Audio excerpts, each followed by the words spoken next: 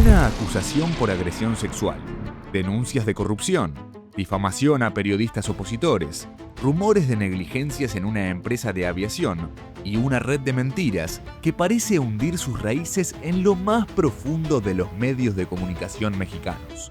En los primeros meses del 2025 se destapó un escándalo mayúsculo que puso nada menos que a la empresa Televisa en el ojo de la tormenta, bajo la peor sospecha que puede atravesar un medio de comunicación: mentir para favorecerse a sí mismo y a sus aliados políticos. México está atravesando un revuelo que, salvando las distancias, recuerda al caos generado por los Wikileaks de Julian Assange o los Panama Papers. 5 terabytes de información dejaron al descubierto una red de corrupción y circulación masiva de información falsa con un solo objetivo: dañar a funcionarios, jueces y periodistas que fueran en contra de los intereses económicos de la empresa. ¿Desde cuándo Televisa desarrolla estas campañas? ¿Por qué ni los medios masivos ni el gobierno mexicano hablan abiertamente del tema?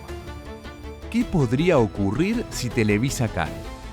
¿Es verdad que todo se destapó gracias a un joven ex empleado o hay un trasfondo aún más oscuro detrás?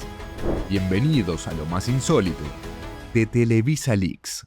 Si este tema les interesa y quieren que lo vayamos ampliando, comenten Televisa y en breve haremos un segundo informe al respecto.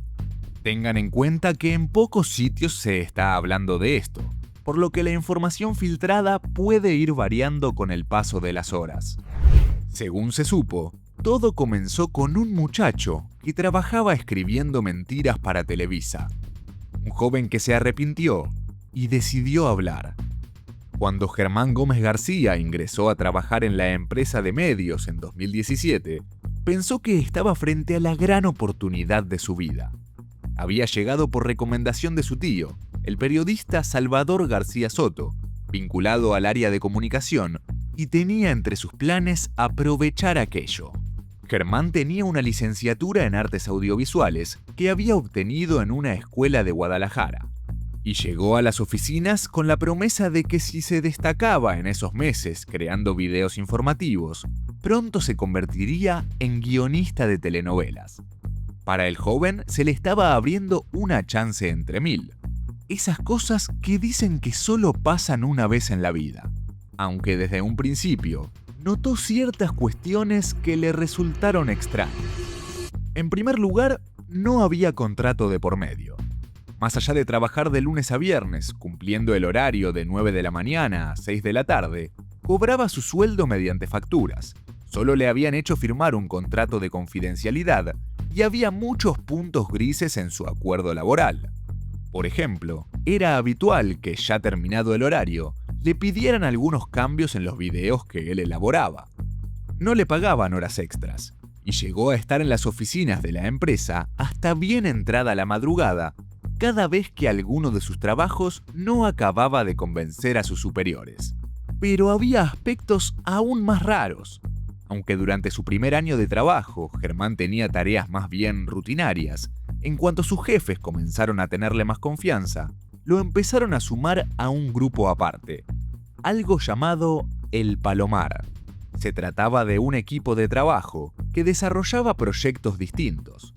Al frente estaba Javier Tejado Dondé, vicepresidente de la Oficina de Información de Televisa, y su objetivo consistía, básicamente, en desarrollar campañas.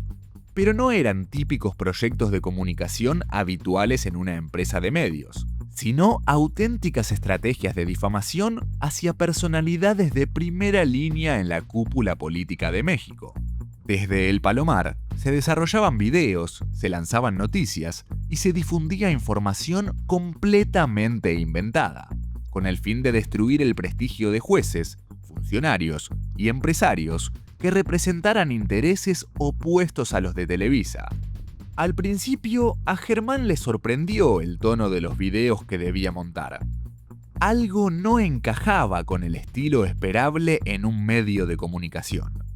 Pero se convenció de que debía seguir adelante e intentar ser transferido lo más pronto posible a una sección más relacionada con lo que verdaderamente había estudiado. Pero entonces empezaron las presiones. y el tipo de material que debía producir se fue haciendo más y más fuerte. Cansado de quedarse hasta las 3 de la mañana intentando satisfacer las exigencias de Tejado Donde, Germán pidió que le permitieran llevarse un disco portátil para así poder trabajar desde su domicilio. Más allá de la información sensible que el joven tenía bajo su poder, se lo permitieron. Así, Germán pasó a trabajar buena parte del tiempo desde su hogar, y esa distancia le permitió empezar a dimensionar la clase de mentiras que estaba ayudando a crear. A finales de 2023, cuando ya llevaba más de 6 años trabajando en Televisa, algo se rompió en él.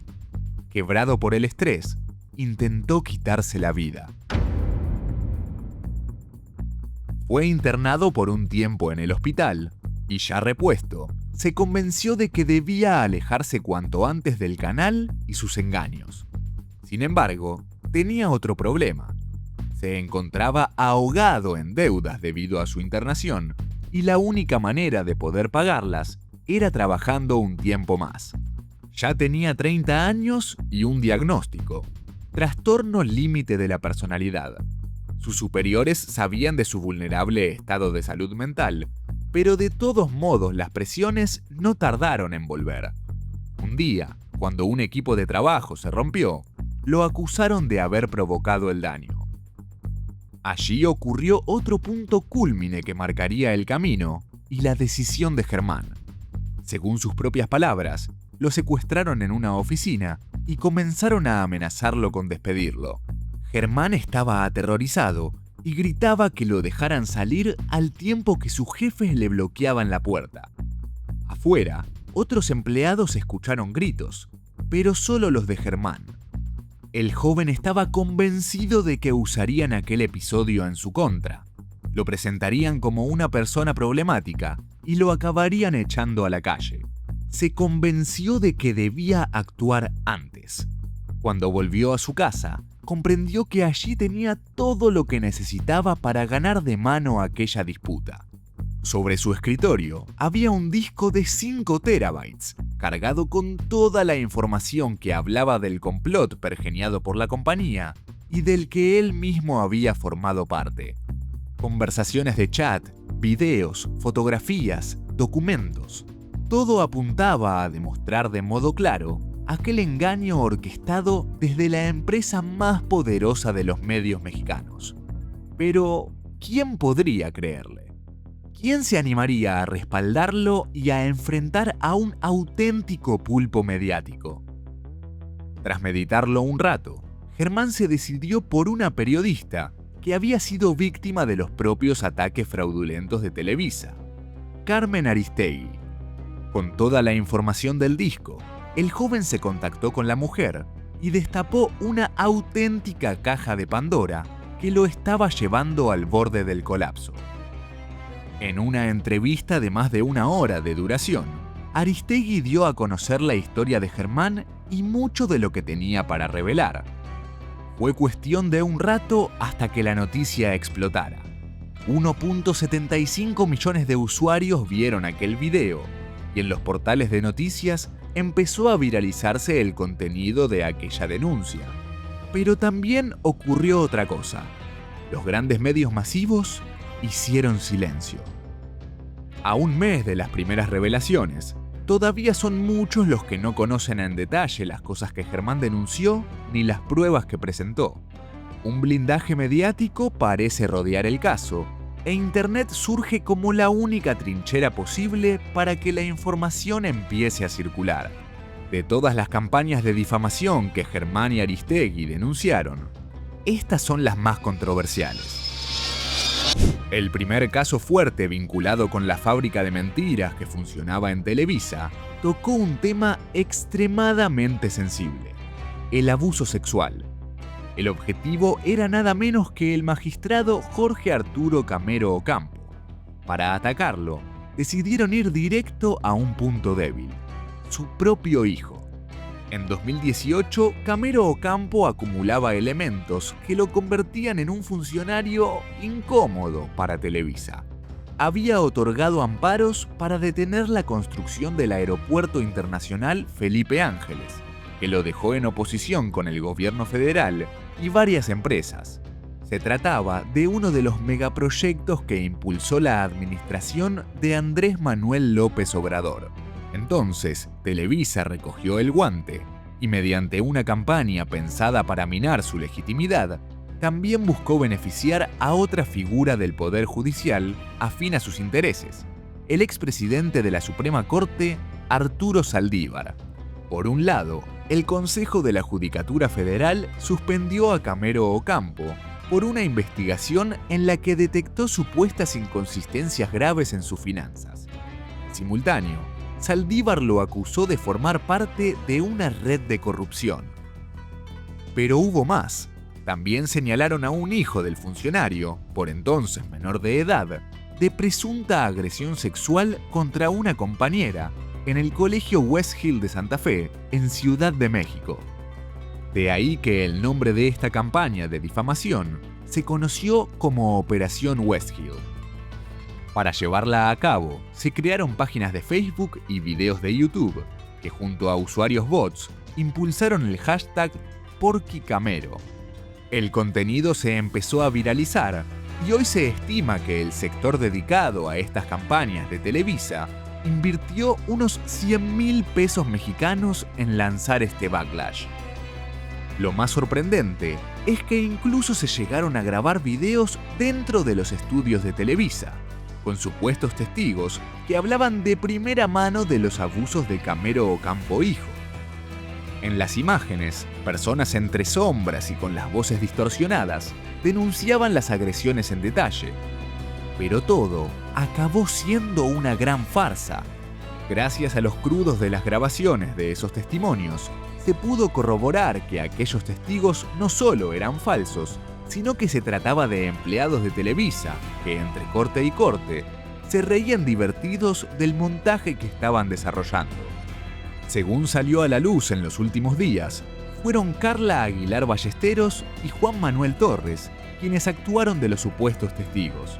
Ambos están relacionados directamente con Javier Tejado Dondé, cerebro de todas estas operaciones, pero también con la otra pata fundamental para que estas mentiras se viralizaran. Ocurre que Televisa, por sí sola, nunca podría haber logrado que estas mentiras tuvieran el impacto que llegaron a tener, de no haber sido por la participación de una empresa llamada Metrics to Index. Su rol era, básicamente, el de ser una caja de resonancia lo suficientemente fuerte para que las operaciones pergeñadas por la compañía tuvieran alto impacto. Televisa, según esta denuncia, le pagaba a Metrics to Index para que difundiera sus videos a través de 500 cuentas humanizadas, es decir, perfiles en distintas redes sociales que aparentaban en toda regla ser personas reales y que engañaban hasta las propias plataformas, pero que eran en verdad perfiles falsos. En otras palabras, bots.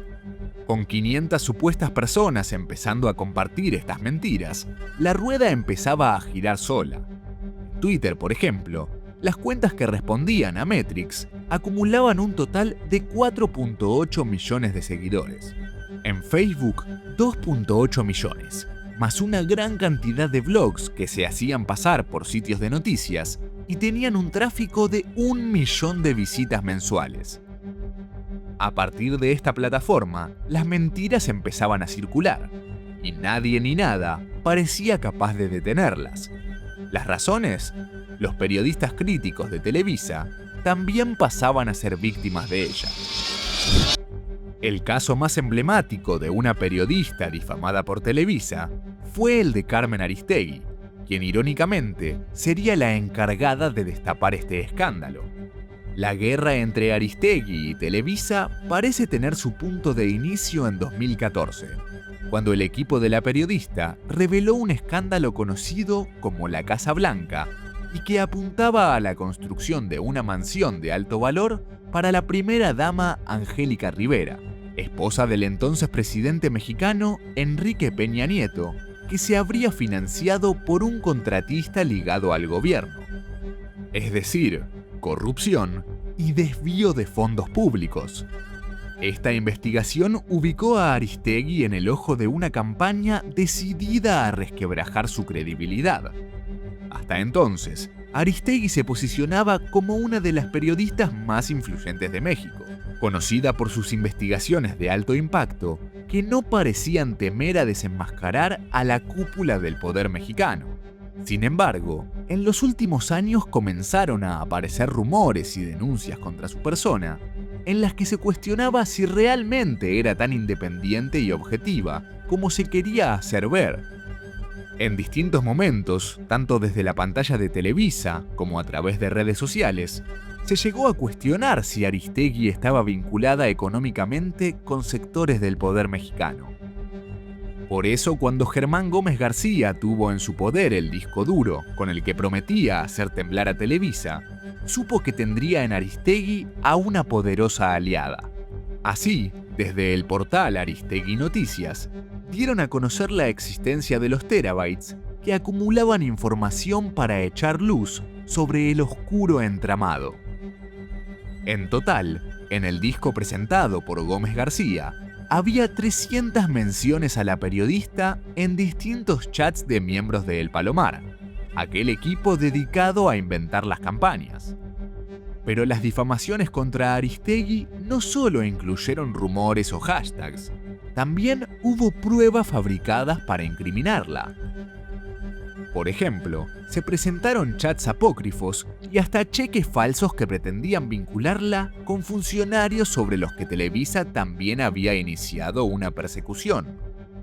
Para Aristegui, una vez que la verdad salió a la luz, tanto Televisa como los medios que replicaron esa información deberían haber hecho un pedido público de disculpas, algo que, por supuesto, jamás ocurrió. Nuevas preguntas empezaron a flotar en el aire. ¿Por qué los medios se propusieron no difundir las Televisa Leaks? ¿Por qué fueron tan pocos los que se hicieron eco de la mentira? Y más importante aún, ¿hasta qué sectores de la cúpula escalaban las responsabilidades? Entre las operaciones de difamación que llevó a cabo el Palomar de Televisa, hay para todos los gustos. De algunas por el momento se conoce poco, mientras el equipo de Aristegui Noticias analiza la información acumulada en los documentos filtrados. Pero se saben algunas cosas que permiten ir tirando del hilo para dimensionar hasta dónde ha llegado el daño y a quiénes abarca. Por ejemplo, se supo que la empresa aérea Interjet fue otra de las víctimas de este grupo.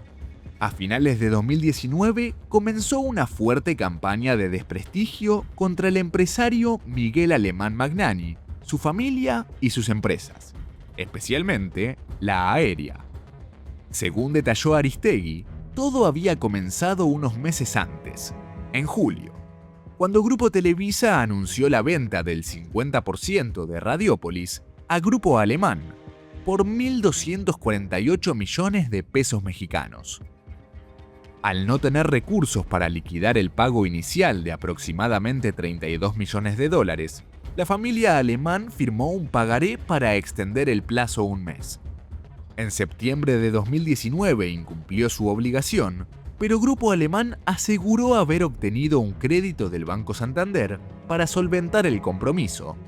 Ante la deuda impaga, en octubre de 2019, Televisa tomó acciones legales contra Grupo Coral y Miguel Alemán Magnani.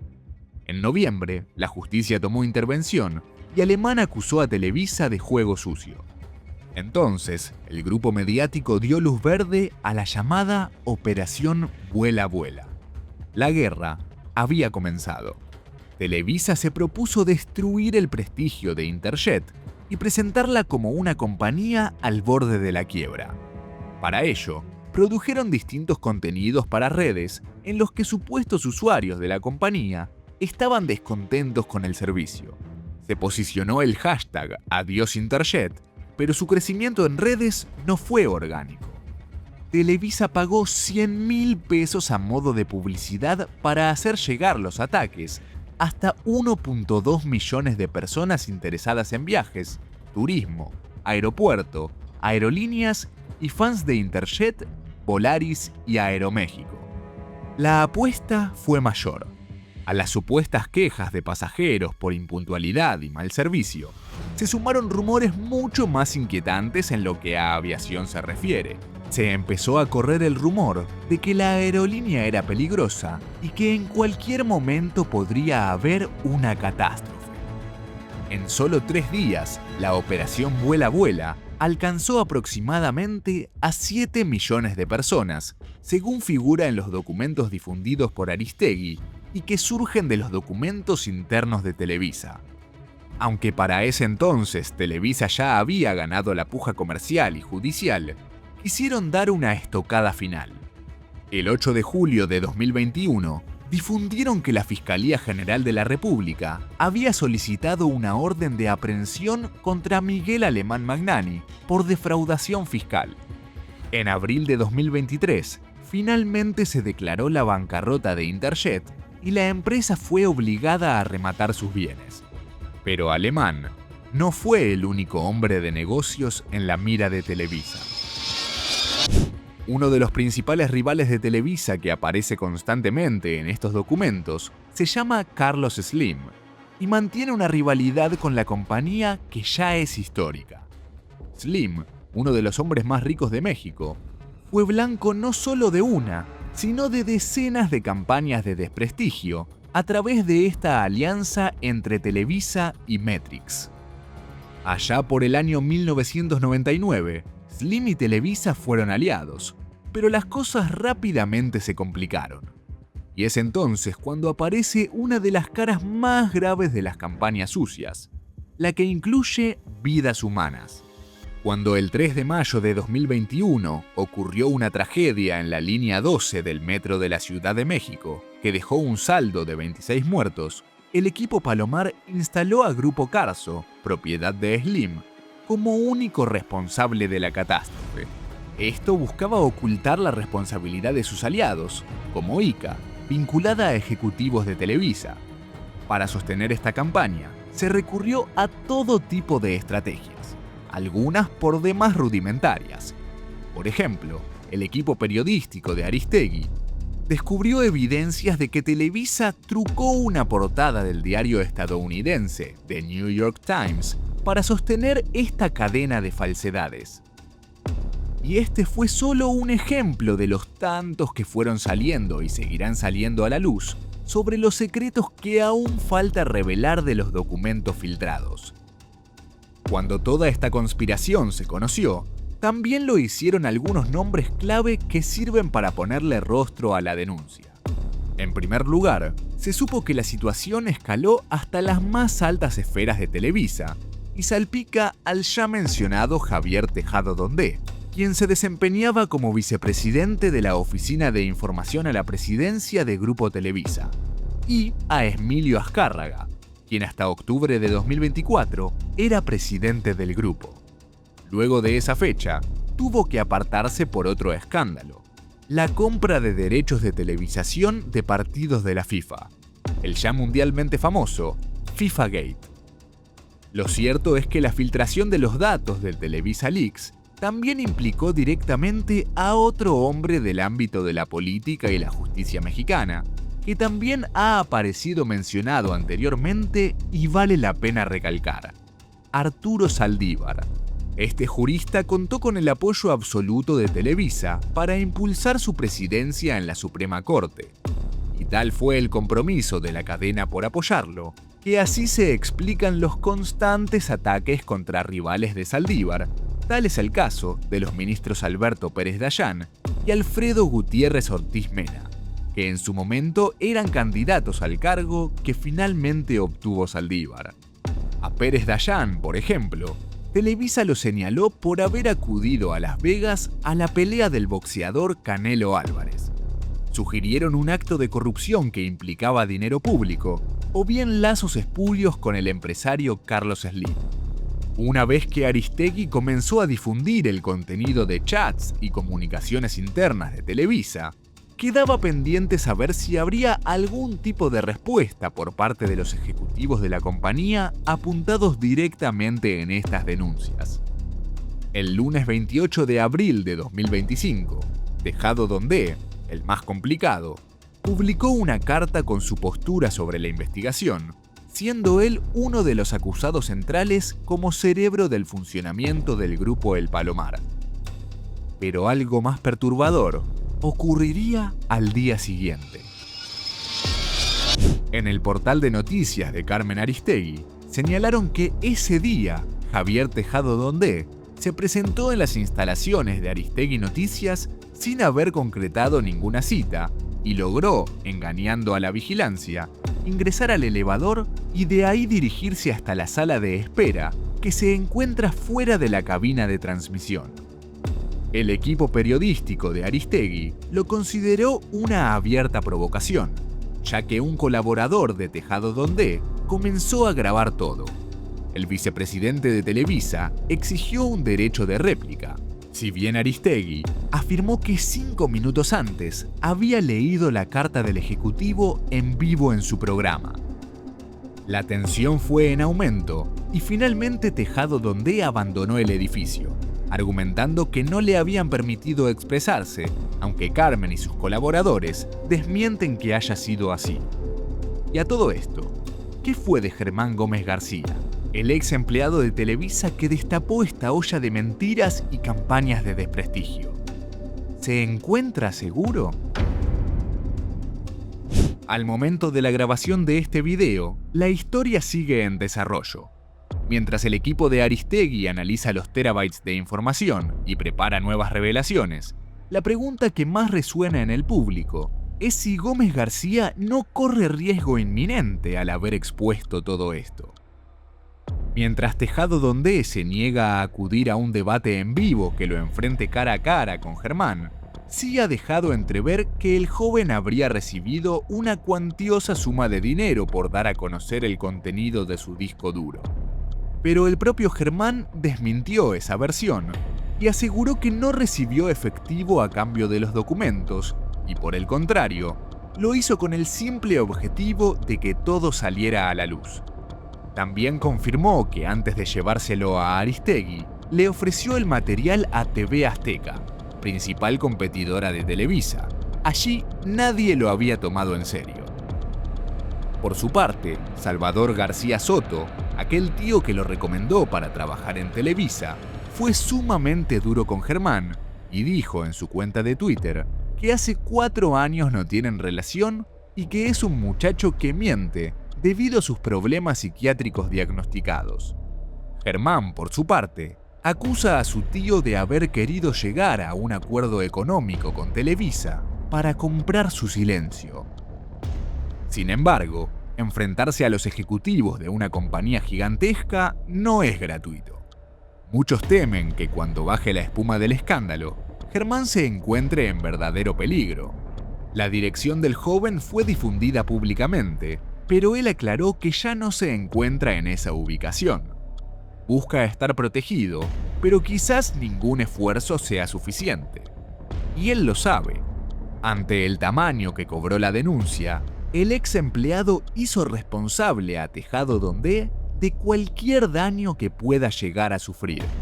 Esta compleja trama de traiciones y mentiras orquestadas promete dar muchos más capítulos a futuro. ¿Hasta qué punto escalará el escándalo? Aunque Televisa y otros medios afines acallen el alcance de esta denuncia, ¿la justicia mexicana intervendrá para que la verdad termine de emerger? ¿O acaso los 3 poderes del Estado están bajo la misma trama de complicidades y silencios que busca seguir ocultando los hilos invisibles que manejan aquellos que vemos día a día en las pantallas? Llegamos hasta aquí. La pregunta es, ¿en quién confiar? No olviden dejarnos sus opiniones sobre todo lo que está ocurriendo.